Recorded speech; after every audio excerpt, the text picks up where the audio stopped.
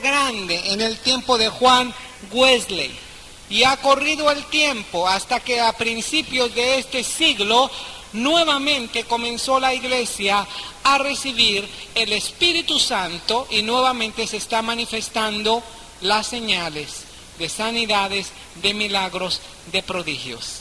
Es decir, estamos entrando en lo que la palabra del Señor dice, la lluvia ¿qué? La lluvia tardía. ¿Qué es lo que va a ocurrir? Después les puedo prestar las láminas con más detenimiento para que las dibujen. Mira lo que va a ocurrir en poco tiempo. ¿Cuántos de ustedes que están aquí creen que el Señor Jesucristo viene por su iglesia en poco tiempo? Yo creo que viene en poco tiempo.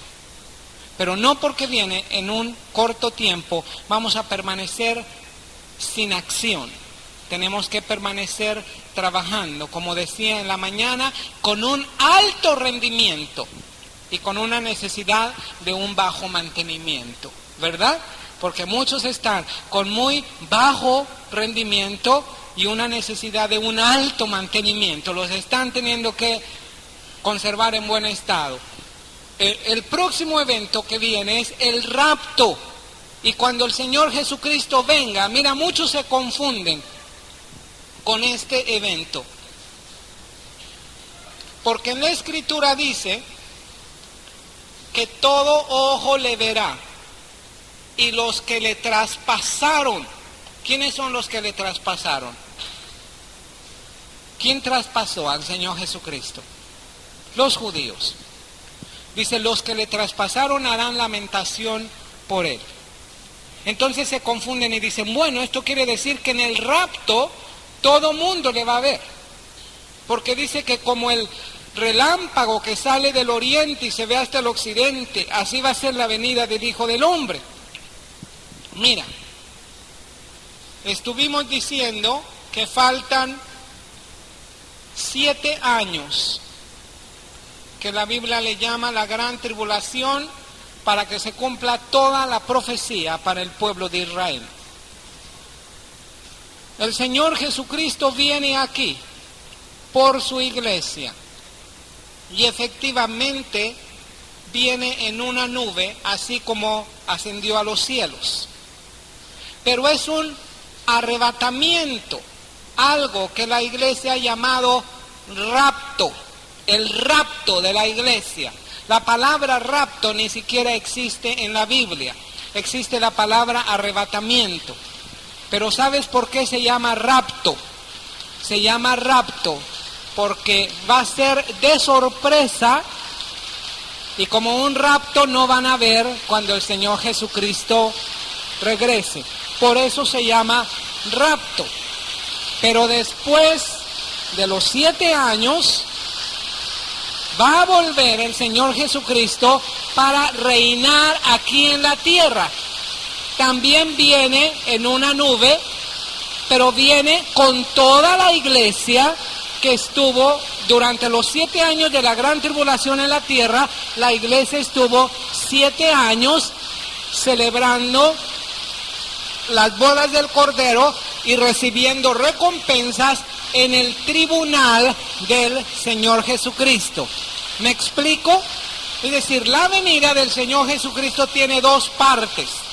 Una en el rapto, cuando viene y se detiene en una nube y los muertos en Cristo van a resucitar y luego nosotros vamos a ser glorificados y vamos a encontrarnos con el Señor Jesucristo. Esta es la primera parte y se llama rapto. Cuando pasan los 7 años de la gran tribulación y el anticristo reúne a todos en un lugar que se llama ¿cómo? Se llama Armagedón. Cuando el anticristo reúne a todos en el Armagedón, en este momento viene el Señor Jesucristo a reinar 1000 años. Entonces sí, todo ojo le verá y va a ser como el relámpago que sale del oriente y se pone en el occidente. ¿Me explico? Pero en el rapto no lo van a ver. Simplemente la iglesia del Señor Jesucristo aquí en la tierra va a desaparecer. Y ya me imagino lo que van a decir los periódicos y las noticias y no sé si hay alguien que se va a quedar con el programa de 24 horas o algo, pero lo que van a decir posiblemente es que vinieron los ovnis y se llevaron a mucha gente. Pues sí, vino el Señor Jesucristo, se llevó a su iglesia. Amén. Vamos a dejar hasta aquí, vamos a ponernos de pie.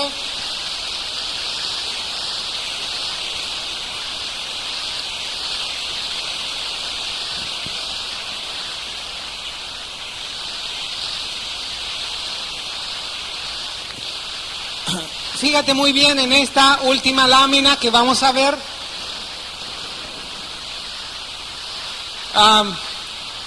Fíjate nada más en lo que corresponde a la cruz del Señor Jesucristo.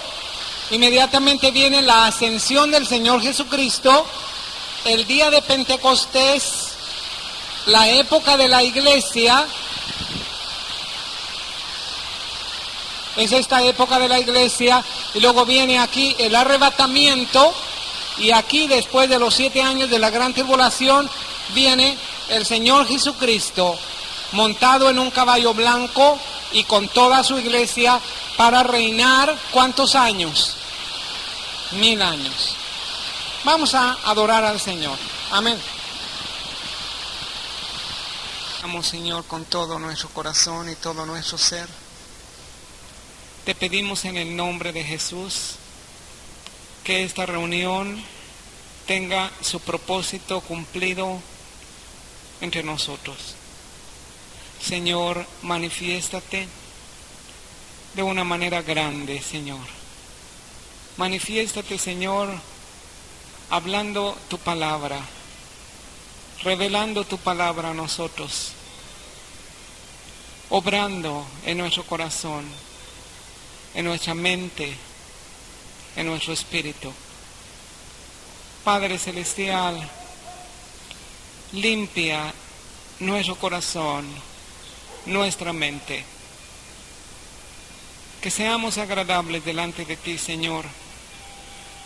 Que nuestras palabras y nuestras acciones, Señor, te agraden y sirvan para alabarte y exaltarte. Guíanos, Señor, y danos, Señor, el denuedo para tomar la acción, aquello que tú nos hablas. Padre Celestial, queremos ser buenos ejemplos. Perdóname, Señor, si yo no he sido buen ejemplo. Perdóname, Padre Celestial, y límpiame. A cada uno de los hermanos, concede sus peticiones, sus deseos, y que esta tarde, Señor, tu palabra sea clara y limpia, y tu obra, Señor, sea como nunca antes. Te lo pido en el nombre de Jesús. Amén. ¿Por qué no saluda a su hermano?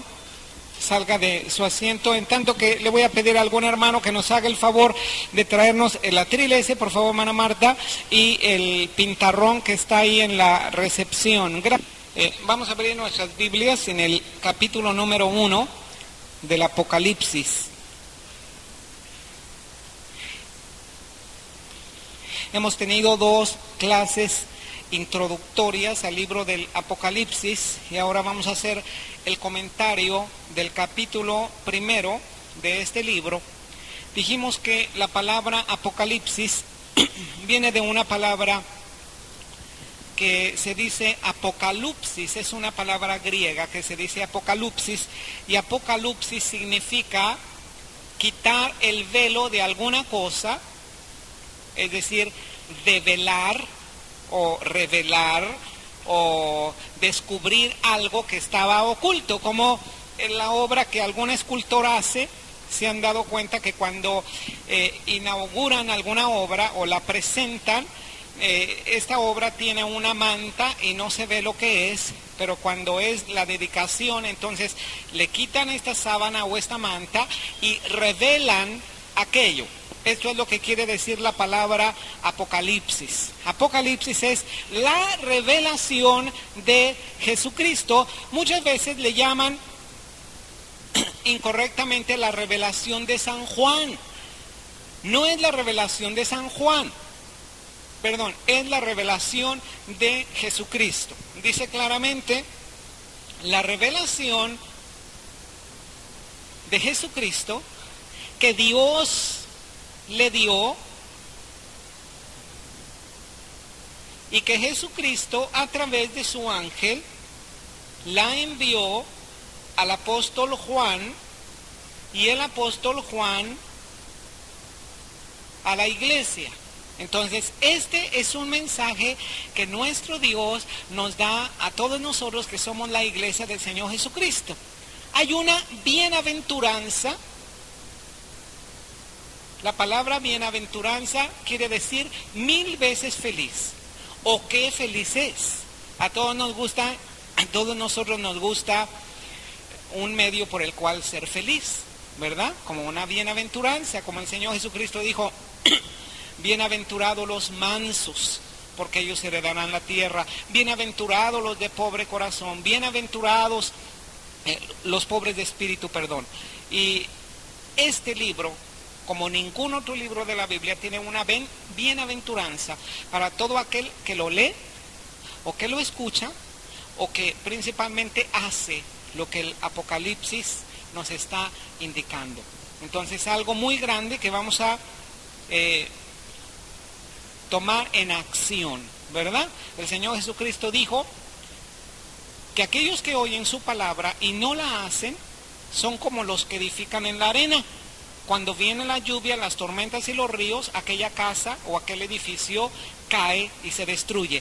Pero aquellos que oyen la palabra y la hacen, esa casa permanece. Yo quiero ser, y lo digo en un plan de testimonio a ustedes, yo quiero ser esa clase de cristianos que sepan escuchar la palabra de Dios a través de la palabra escrita o a través de alguien o a través de Dios mismo, que la revele a nosotros y que la haga, que la obre, porque entonces de esta manera estamos edificando sobre la roca que es el Señor Jesucristo. Amén. Dice así, vamos a leer del verso 1 al versículo 3. La revelación de Jesucristo que Dios le dio para manifestar a sus siervos las cosas que deben suceder pronto, y la declaró enviándola por medio de su ángel a su siervo Juan. Yo quiero darle una explicación de estos versículos, porque hay algunos pensamientos extremistas con respecto al libro del Apocalipsis, ¿verdad? Algunos dicen, bueno, el libro del Apocalipsis fue para la iglesia del primer siglo o del tiempo de San Juan. Todas las cosas que están escritas, dice, fueron para el primero y segundo siglo. Ya para nosotros ya no tiene ninguna validez. Está el otro extremo también. El otro extremo dice que el Apocalipsis solamente se escribió para el tiempo final, para la gran tribulación. Y se imaginan, si solamente fueran estos dos extremos, quiere decir que a los cristianos, ¿de qué nos va a servir leer el Apocalipsis? ¿Verdad? A los cristianos, por ejemplo, del siglo del año 500 después de Cristo, o del año 1000 después de Cristo, o del año 1500, o del 1991. No nos serviría de nada. El Apocalipsis es un libro escrito para la iglesia de todas las épocas, con un mensaje definido a cada una de las épocas, con cumplimientos pasados, con cumplimientos presentes, con cumplimientos futuros, con mensajes pasados, con mensajes presentes, con mensajes futuros. Así que el libro del Apocalipsis es un libro que siempre ha estado vigente desde que el Señor dio la revelación, y siempre es un libro vigente. Así que esto quiere decir que nosotros podemos ser bienaventurados, 1000 veces feliz si tú lees, si tú oyes, si tú escuchas o si tú haces lo que este libro está diciendo. Amén. Dice aquí, las cosas que deben suceder pronto. Fíjate bien que lo que escribió Juan, que el ángel le dictó para la iglesia, eran cosas que iban a suceder pronto en el tiempo de Juan. Pero eran cosas que iban a suceder a lo largo de la época, de la época de la historia de la iglesia, o en estos días también. Es decir, son cosas que siempre debemos estar atentos a recibirlas de parte del Señor, que ha dado testimonio de la palabra de Dios y del testimonio de Jesucristo y de todas las cosas que ha visto. Bienaventurado el que lee y los que oyen las palabras de esta profecía y guardan las cosas en ella escritas, porque el tiempo está, ¿qué? Cerca. Mira, está tan vigente este libro del Apocalipsis que yo te puedo asegurar, sin lugar a dudas, que el tiempo en que están escritas estas cosas está cerca. Es decir, estamos ya en el tiempo, viviendo tiempos proféticos para nosotros. Hay cosas que se están cumpliendo, hay cosas que todavía no se cumplen, se van a cumplir. Hay cosas que ya se cumplieron y que nosotros tenemos que estar atentos a lo que este libro nos está indicando. Versículo 4, por favor. Lo tiene. Dice, Juan a las 7 iglesias que están en Asia. Gracia y paz a vosotros, del que es y que era y que ha de venir, y de los 7 espíritus que están delante de su trono. Una de las cosas que necesitamos aprender bien y definir bien de este libro del Apocalipsis es la simbología que tiene este libro. Este libro tiene muchos símbolos y nosotros tenemos que estar descubriendo dónde la palabra del Señor está mencionando algunos símbolos. Por ejemplo, aquí está mencionando las 7 iglesias, ¿de dónde? De Asia. No quiere decir que en el tiempo de Juan eran las únicas iglesias locales que había. Pero el Señor escogió 7 porque el número 7 es un número que bíblicamente simboliza algo. Es un número simbólico que representa algo muy claro. El número 7 está escrito en la Biblia para representar la perfección y la plenitud. Es un número que pertenece a Dios, ¿verdad? Por ejemplo, Dios creó en esta tierra a su creación, valga la redundancia, o Dios hizo a la creación ¿en cuántos días? No, en 6, ¿verdad? En 6. O sea, la creación, esta es una pregunta capciosa, porque normalmente decimos la creación fue hecha en 7 días. No es cierto, la creación fue hecha en 6 días, ¿verdad? En el 6º día Dios hizo al hombre. Y por eso el Apocalipsis va a mencionar en el capítulo 13 de Apocalipsis que el número 6 es un símbolo del hombre. Representa al hombre el número 6. Es simbólico el número 6 del hombre. ¿Y el número 7 de quién es? De Dios. ¿Por qué? Porque en el 7º día descansó ¿quién? Dios. Así que desde el principio está establecido en la Biblia que el número 7 representa perfección, plenitud y que es un número que está hablando acerca de Dios. Amén. Y tenemos que tenerlo muy en cuenta, porque cuando viene, por ejemplo,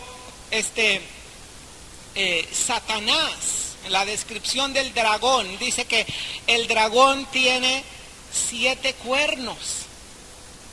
Entonces tú dices, 7 es el número de Dios. ¿Cómo puede tener el dragón, que es Satanás, o la serpiente antigua, cómo puede tener 7 cuernos? Bueno, recuerda que la palabra del Señor dice en Isaías que Él era el sello ¿de qué? De la perfección. Entonces claramente podemos ver que efectivamente el Señor creó a Luzbel de una manera perfecta. Él era el sello de la perfección. Cuando tú veías a Luzbel, entonces tú decías, Él es perfecto, Él es el sello de la perfección. Pero sin embargo, Satanás cayó.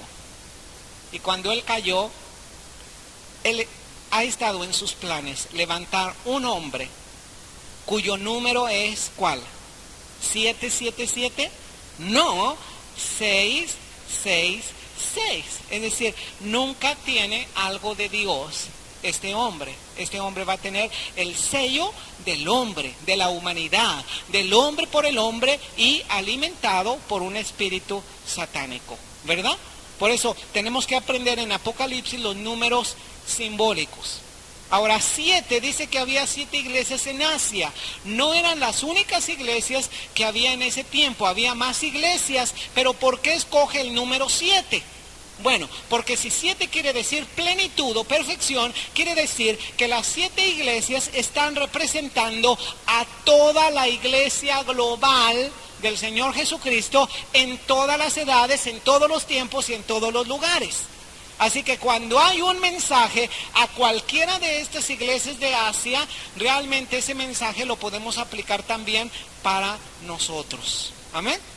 Ahora hay algo muy interesante en este versículo 4, dice Juan a las 7 iglesias que están en Asia: gracia y paz a vosotros del que es y que era y que ha de venir. Dime quién es ese que dice el que es, que era y que ha de venir. Como que al principio decimos, bueno, pues lógicamente es Jesucristo, porque Jesucristo es y era y va a venir. Pero te voy a decir, si tú me lo permites, también estamos equivocados aquí, porque no es Jesucristo. Vamos a ver quién es. Juan, ya vi el ceño fruncido en tu frente. ¿Cómo que no es Jesucristo? No, mira, dice Juan a las 7 iglesias que están en Asia: gracia y paz a vosotros del que es y que era y que ha de venir. Fíjate muy bien, está mencionando un personaje aquí: el que es, que era y que ha de venir. Es decir, está dando Juan un saludo de parte de algunos personajes. El primer personaje le llama el que es, que era y que ha de venir. Vamos a ver el segundo personaje. El segundo personaje está en el versículo 4. Gracia y paz a vosotros del que es y que era y que ha de venir, y de los 7 espíritus que están delante de su trono. Este es el segundo personaje que está saludando a las iglesias de Asia. Y si las 7 iglesias de Asia representan a la iglesia del Señor Jesucristo, quiere decir que es un saludo de parte de estos personajes a nosotros. Yo estoy recibiendo de parte de la Biblia este saludo, porque dice gracia y paz de parte del que es, que era y que ha de venir, y de los 7 espíritus que están delante de ¿quién? De su trono. Dime quién es este personaje. Los 7 espíritus que están delante de su trono. ¿Del trono de quién? Del trono del que es, que era y que ha de venir. ¿Quién es? El Espíritu Santo. Efectivamente es el Espíritu Santo. ¿Por qué el Espíritu Santo? Porque dice 7 espíritus. Recuerda lo que simboliza el número 7. ¿Qué simboliza? Perfección, plenitud. Voy a darte un pasaje. A ver, déjame encontrarlo. Yo creo que es Isaías capítulo, ahorita te digo la cita.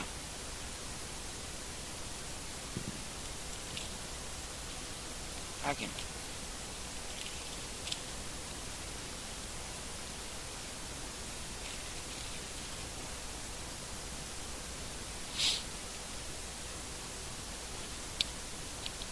Isaías capítulo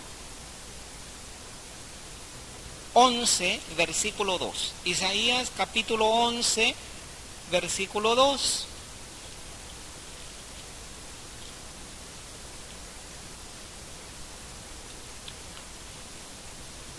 ¿Lo encontraron? A ver, fíjate muy bien cómo dice. Está dando Isaías una profecía del Señor Jesucristo. Saldrá una vara del tronco de Isaí. ¿Quién fue Isaí? ¿Quién fue Isaí?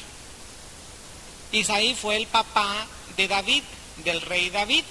De la línea del rey David salió un vástago, una rama. ¿Quién fue? El Señor Jesucristo.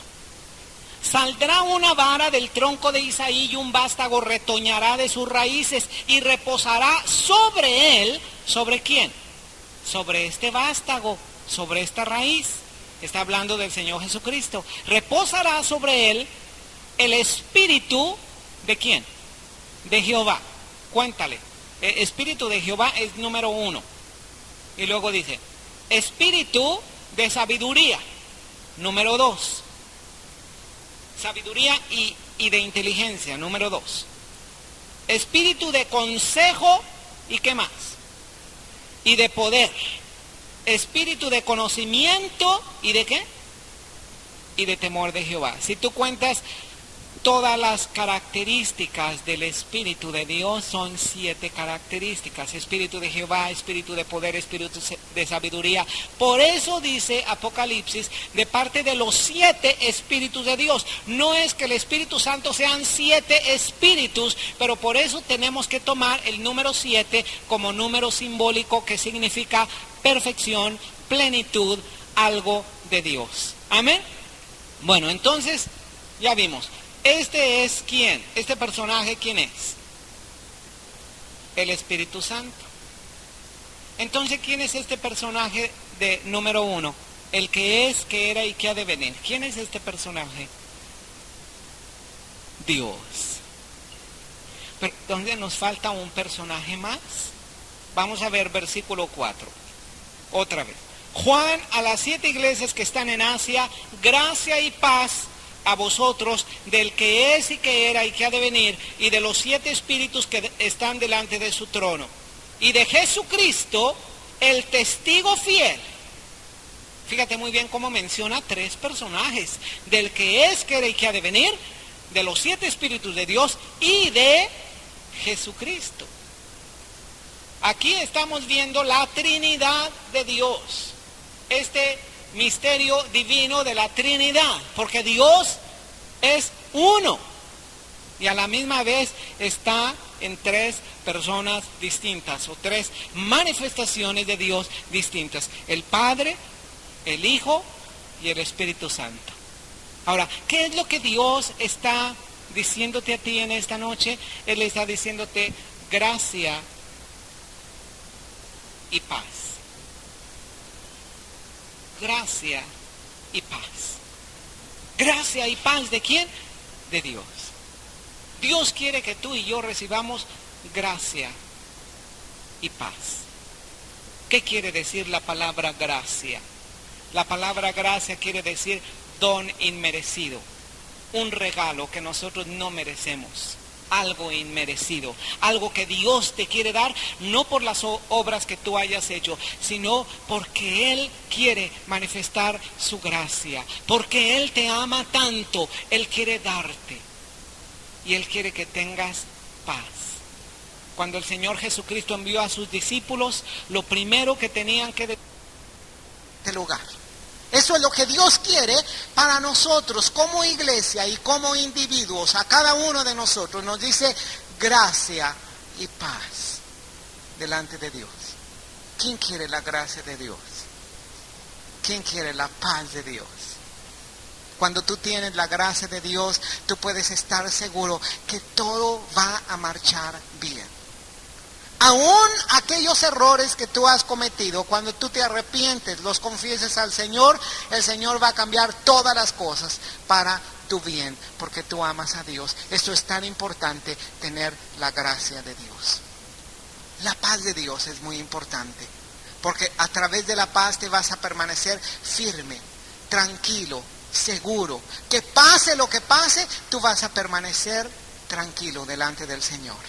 Así que lo que Dios quiere primero para tu vida es que tú recibas su gracia y que tú recibas su paz. ¿Sabes que la salvación viene a través de la gracia de Dios?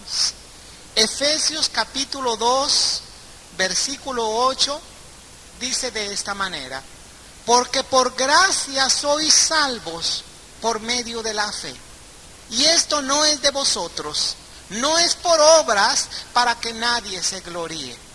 Es muy importante que nosotros recibamos la gracia de Dios, porque a través de su gracia recibimos todo. Recibimos salvación, recibimos sanidad, recibimos vida eterna, recibimos todo lo que tú necesitas. Así que Dios quiere darte en esa tarde gracia y ¿qué más? Y paz. Versículo siguiente, verso 5 dice: y de Jesucristo el testigo fiel, el primogénito de los muertos y el soberano de los reyes de la tierra, al que nos amó y nos lavó de nuestros pecados con su sangre, y nos hizo reyes y sacerdotes para Dios su Padre. A él sea gloria e imperio por los siglos de los siglos. ¿Qué más? Amén. ¿Sabes qué fue lo que nos hizo el Señor Jesucristo a cada uno de nosotros? Nos hizo reyes y nos hizo ¿qué? Sacerdotes. Esto es una mezcla, una unidad de dos cosas que el Señor quiere que tengamos. Número uno, Él quiere que tengamos su autoridad como reyes. Pero Él quiere también que nosotros tengamos su servicio como sacerdotes. Cada uno de los que estamos aquí somos llamados a ser reyes, somos llamados a ser sacerdotes. Reyes para que tú manifiestes tu autoridad. Por eso dijo el Señor Jesucristo: toda autoridad me ha sido dada en los cielos y en la tierra. Por tanto, id y haced discípulos a todas las naciones.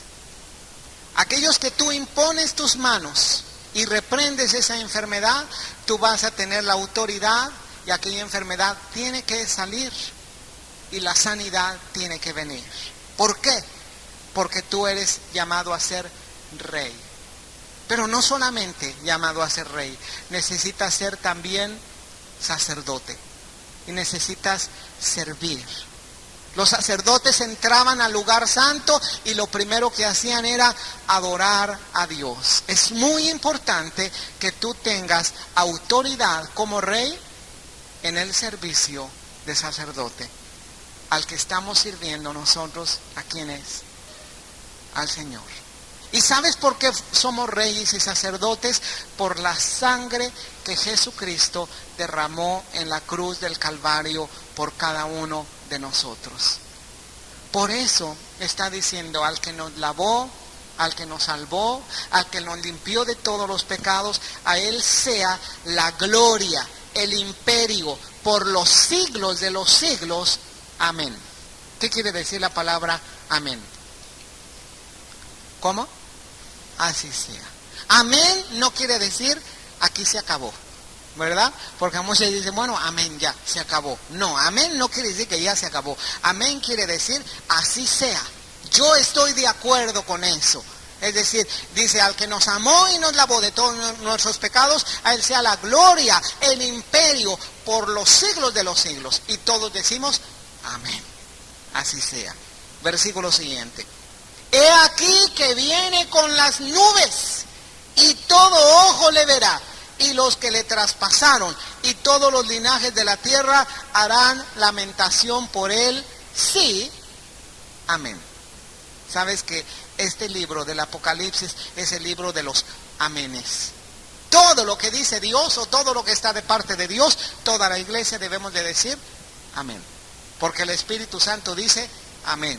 Y porque la iglesia, que es la novia de Jesucristo, dice también amén.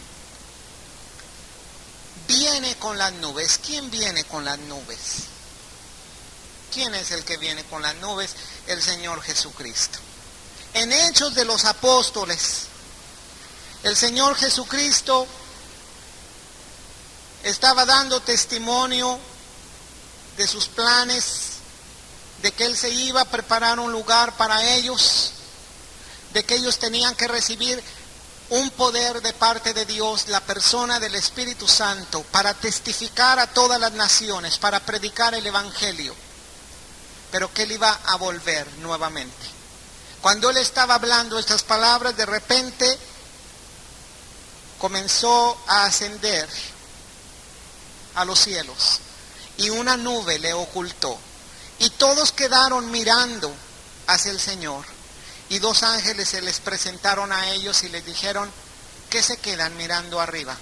Este mismo Jesús que se fue, ese mismo Jesús va a venir en el tiempo de Dios, porque el Señor Jesucristo decía: nadie sabe cuándo va a venir el Hijo del Hombre, o sea Él, ni los ángeles del cielo, ni el Hijo del Hombre sabe a qué hora va a venir. Solamente el Padre Celestial sabe a qué hora va a venir.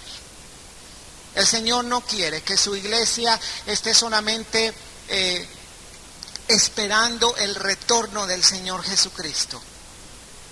Es bueno esperar el retorno del Señor Jesucristo, pero el Señor quiere que nosotros seamos activos aquí en la tierra, porque tenemos un trabajo aquí en la tierra. El Señor Jesucristo envió su Espíritu Santo para que fuéramos llenos, bautizados por el Espíritu Santo, para hacer un trabajo aquí en esa tierra, extender el reino del Señor Jesucristo. Amén. Por eso dice: no se queden mirando arriba. Ese mismo Jesús que se fue va a volver nuevamente, así como le habéis visto irse. Versículo 8 dice: yo soy el alfa y ¿qué más? Y la omega. Yo soy el alfa y la omega. ¿Qué más? El principio y el fin, dice el Señor. El que es y que era y que ha de venir, el Todopoderoso. Esta expresión es algo grande, hermanos, tremendo, porque está diciendo: yo soy el alfa y la omega, principio y fin, dice el Señor, el que es y que era y que ha de venir, el Todopoderoso. ¿Quién es? Es Jesucristo.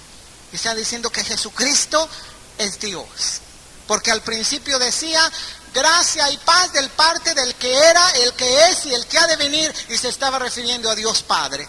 Y aquí Jesucristo está diciendo: yo también soy el que era, el que es y el que ha de venir. El Padre es el Todopoderoso, Jesucristo también es el Todopoderoso, porque Él es el mismo Dios. Jesucristo es Dios. Amén. Esto es lo más grande. Una de las doctrinas básicas del cristianismo es creer y saber que Jesucristo es Dios mismo. Una de las más falsas doctrinas entre sectas y religiones es decir que Jesucristo no es Dios, pero Jesucristo sí es Dios. Él es Dios. Ahora dice: Él es el alfa. Déjame escribir la letra alfa. Él es el alfa y la omega. ¿Estas letras de qué idioma son? Estas letras son griegas. La letra alfa es la primera letra. La letra omega es la última letra. Sabes que el griego es una derivación, o esas letras vinieron del idioma hebreo. En el hebreo, la primera letra es Aleph. Se escribe así. Es como así, Aleph. Se parece mucho a alfa. El griego no tiene este sonido omega. Por eso el griego termina con la letra omega. Dice, yo soy el alfa y la omega. Yo soy el principio y el fin, dice el Señor. ¿Por qué Él es el alfa y la omega? Porque para nuestro Dios no hay ni principio ni fin. Dios es eterno. Amén. Nosotros sí tenemos un principio. Nosotros podemos tener un fin aquí en esta tierra, en el vivir en esta tierra. Pero si el Eterno vive en nosotros, entonces nosotros tenemos vida eterna. Y hace mucho estaba preguntando a una persona, bueno, ¿qué significa eso de vida eterna? ¿Qué quiere decir vida eterna? ¿Y sabes qué explicación le daban? Dice, mira, para que tú entiendas lo grande que es la vida eterna, te voy a dar un ejemplo. La vida eterna es como un pajarito que vive aquí en la tierra y dura 100 años para llevar un granito de tierra a la luna y depositarlo en la luna y volver otra vez a la tierra por otro granito de tierra. Cuando ese pajarito termine de transportar toda la tierra a la luna, allí va a comenzar la eternidad. Así le dicen. Es decir, la eternidad no tiene cuenta. No hay cuenta para que tu mente capte lo que es la eternidad. Y en el Señor Jesucristo nosotros tenemos eternidad. Es tan importante que tú creas que Jesucristo es el Señor y Salvador de su vida, porque eso te da vida eterna. Amén. Versículo siguiente. Yo, Juan, vuestro hermano y copartícipe vuestro en la tribulación, en el reino y en la paciencia de Jesucristo, estaba en la isla llamado Patmos por causa de la palabra de Dios y del testimonio de Jesucristo. Mira, se considera que era Juan el apóstol. Él ya era un anciano. Tenía posiblemente 90 y tantos años cuando él estaba recluido aquí en esta isla llamada Patmos. Esa isla es como actualmente nosotros tenemos algunas islas prisiones, ¿verdad? Como las Islas Marías. Pero la isla de Patmos, comparada a las Islas Marías, pues las Islas Marías son un paraíso comparado a lo que era la isla de Patmos. La isla de Patmos realmente era una isla de castigo. Era una isla de confinamiento, que ahí mandaban lo peor, ¿verdad? Y no había control ahí en esa isla. Había criminales, había asesinos, había de todo. Y una maldad tremenda había ahí en la isla de Patmos. ¿Y sabes por qué se dice? Dice algunos historiadores, algunos que han escrito acerca de Juan de aquel tiempo. ¿Sabes por qué enviaron a Juan a aquella isla?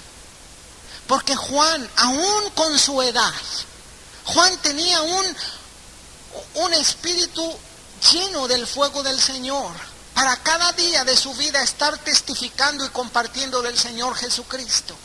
Aunque él era grande de edad, a él no le importaba y él seguía predicando del Señor Jesucristo. Lo habían golpeado, lo habían puesto en cárceles y por fin, ¿sabes lo que habían hecho con San Juan?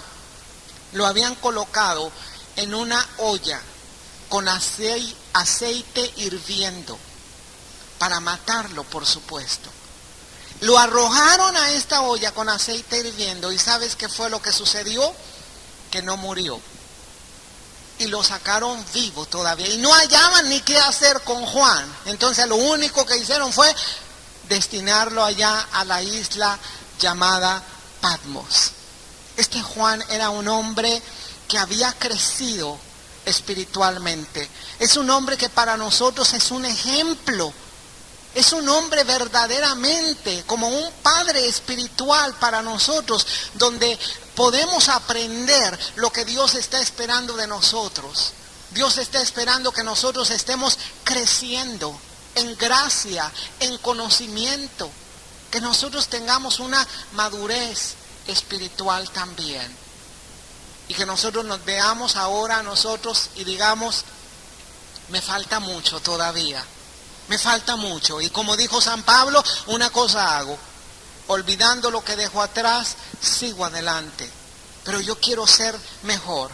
Los errores que yo cometí, yo quiero enmendarlos, yo quiero restaurar lo que yo debo restaurar y quiero seguir adelante a la meta del supremo llamamiento de Dios en el Señor Jesucristo. Amén.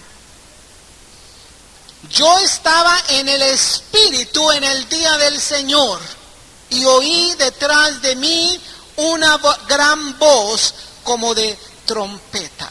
Mira, hay dos cosas que nos llaman la atención de este versículo. Dice, yo estaba en el Espíritu y estaba en el día del Señor. ¿Qué quiere decir que estaba en el Espíritu? Yo estaba en el Espíritu, dice. ¿Qué es estar en el Espíritu? Podemos estar solamente en dos estados, o en la carne o en el Espíritu, ¿verdad? Los dos son muy notorios. Cuando tú estás en la carne, estás en la carne. Y con perdón tuyo, pero eres muy feo y muy fea en la carne, yo creo. Yo soy muy horrible cuando estoy en la carne. Juan, a pesar de ese sufrimiento, de ese dolor, no estaba en la carne. ¿Sabes que muchas veces nos excusamos a nosotros cuando estamos en la carne? Pensamos que tenemos justificación de estar en la carne, ¿verdad? Pues es que no ves lo que me están haciendo. Es que no ves lo que yo estoy pasando. Pues yo tengo derecho de estar en la carne. Bueno, el apóstol Pablo dijo, airaos, pero no pequéis, que no se ponga el sol sobre vuestro enojo, ni deis lugar al diablo. Cuando nosotros estamos en la carne, estamos dando lugar al diablo. Pero en lugar de estar en la carne, podemos estar en el Espíritu, conectados con el Espíritu. Como decía un gran hombre de Dios, que decía, bueno, dentro de cada cristiano hay como dos fieras, una negra y una blanca, y a la que le des más de comer, esa va a ganar. Y el Señor Jesucristo no habló de fieras, pero sí habló de partes de nosotros. Dijo, velad y orad, para que no caigáis en tentación, porque a la verdad el espíritu está pronto, pero la carne es débil. Esas dos fieras simbólicamente son como la carne y el espíritu. Y a lo que tú le des más de comer, ese va a ganar. Si tú le das más de comer a tu carne, tu espíritu va a estar tan débil que tu carne va a vencer. Y sabes una cosa, todos nosotros tenemos carne. A todos nosotros, sin hipocresía, nos gustan las cosas de la carne, porque tenemos cosas de la carne. Pero las cosas de la carne no edifican, y las cosas de la carne nos alejan de la presencia del Señor, ¿verdad? Porque miran, todos los que estamos aquí, todavía estamos viviendo en carne. Cuando dejemos este cuerpo, entonces sí, vamos a ser puro espíritu. Y aún así, el Señor no quiere que eternamente vivamos sin cuerpo. Un día vamos a tener cuerpos completamente glorificados, libres de toda carne, de todo apetito carnal. Pero si tú alimentas a tu carne, ¿qué va a ganar en tu vida? ¿Con qué alimentamos la carne? A ver, denme algunas algunos ingredientes algunas recetas para alimentar la carne. A ver, ¿con qué podemos alimentar la carne? ¿Con qué? Con enojo, ¿verdad? A veces parece como que nos hacen, ¿cómo se dice cuando las mujeres enchinan el pelo? Nos hacen permanente, así. Sí. Bueno, no es que no vamos a experimentar enojo, hermanos. Somos humanos todavía, ¿verdad? Cuando te van a provocar, seguro que te vas a enojar. Pero eso no quiere decir que vamos a permanecer en nuestro enojo. Por eso dice que no se ponga el sol sobre vuestro enojo. Si hay aquí matrimonios, ¿verdad? Yo sé que hay aquí personas que estamos casados, ¿verdad? Pero hay matrimonios aquí mismo en este lugar. Nosotros sabemos que hay muchos momentos, ¿verdad? Así caldeados, calientes, ¿verdad? En el enojo, en que sucede algo y quiere brotar la carne. O a veces brota el enojo. Dice que no se ponga el sol sobre vuestro enojo. ¿Sabes lo que quiere decir? No dejes que pase ese día sin arreglar tú la situación. Porque la brecha que se permite en un día se hace más grande al día siguiente y al día siguiente. Y hay parejas que permanecen años, ¿verdad? Y las brechas se hacen más largas y más largas y más largas, y hay más dificultad para volver a cerrar esa brecha. Así que yo te digo hoy, no alimentes tu carne, no la alimentes. ¿Con qué otra cosa podemos alimentar la carne? Con chismes, ¿verdad? Dice la escritura que son bocadillos los chismes. Hay unos dulces así, bueno, son galletitas de nuez. Mira, si alguna galletita me gusta, son esas galletitas, ¿verdad? Que le llaman suspiros. ¿Alguien conoce los suspiros? ¿Verdad? Son unas bolitas así. Son bocadillos que saben sabrosos. Bueno, el libro de Proverbios dice que los chismes son así. Son suspiritos sabrosísimos, ¿verdad? Que cuando escuchamos algo, ¿verdad? Inmediatamente la carne para el oído, ¿verdad? Y queremos nosotros comer de aquello. Pero ¿sabes una cosa? Eso no alimenta el espíritu, alimenta la carne. Hay muchos tipos de alimentos de la carne, ¿verdad?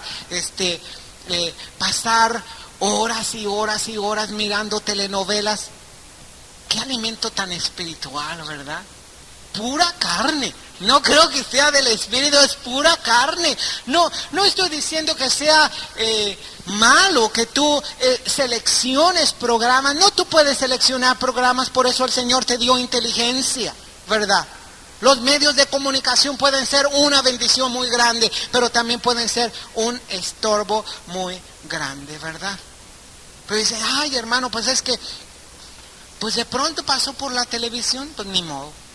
Vi esa escena, ¿verdad? ¿Y por qué no le apagaste? No se me ocurrió. No se te ocurrió, es que tu carne se levantó, ¿verdad? Y alimentaste más tu carne que el espíritu. A lo que tú le des más de comer, eso va a estar más fuerte. ¿Con qué vas a alimentar tu espíritu? Orando alimentas tu espíritu. Con la palabra de Dios alimentas tu espíritu. Con buenos programas cristianos alimentas tu espíritu, ¿verdad? Con pláticas cristianas alimentas tu espíritu.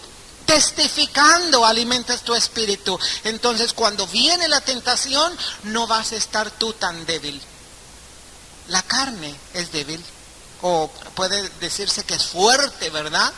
Pero lo que el Señor estaba diciendo es, el espíritu quiere responder inmediatamente, pero la carne es débil, la carne cae fácilmente.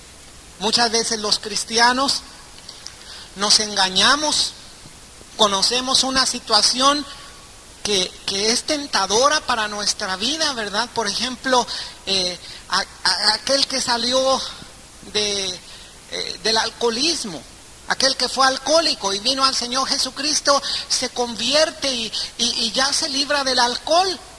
Pero dice, ay, pues yo soy muy fuerte porque ya soy cristiano, ¿verdad? Yo puedo ir con mis amigos y mis amigos pueden estar tomando y todo y yo no voy a sentir ninguna tentación. Bueno, no estés tan cerquita del fuego, porque el que está cerca del fuego se va a quemar. Recuerdo muchos que se convirtieron al Señor Jesucristo, no poquitos, muchos que se convirtieron al Señor Jesucristo, habían estado en drogas. Cuando ellos se convirtieron, se alimentaban de la palabra y todo. Pero ¿sabes? Seguían con sus relaciones de amistades negativas. Y no quiero decir con esto que una persona que se convierta se debe alejar del mundo completamente, porque entonces ¿a quién le vamos a testificar? Tenemos que llevar el evangelio. Pero cuando tú estás llevando una amistad que no te edifica, que te está estorbando espiritualmente en tu vida y no te está ayudando, mira, el propósito por el cual el Señor te acercó a esa persona es para que le hables del Señor, para que crezca juntamente contigo en el Espíritu. Amén.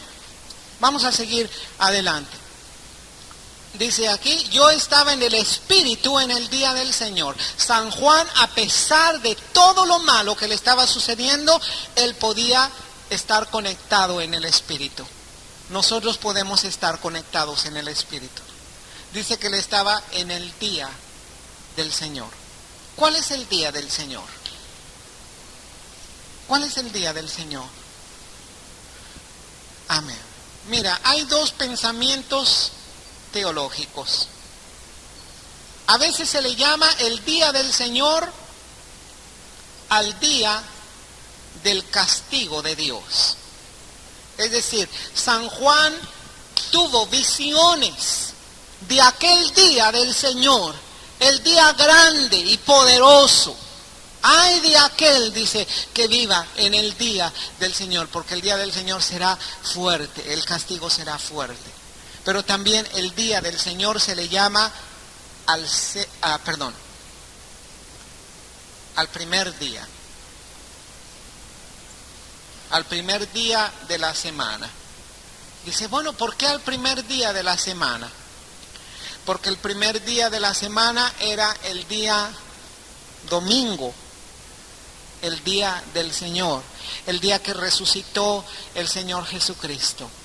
Todos los judíos celebraban el día del Señor como el día séptimo, el séptimo día, el sábado. Pero esto hablaba de la ley. Y cuando el Señor Jesucristo resucitó, Él vino a traer la gracia. Y por eso el día del Señor para muchos teólogos es el día del domingo.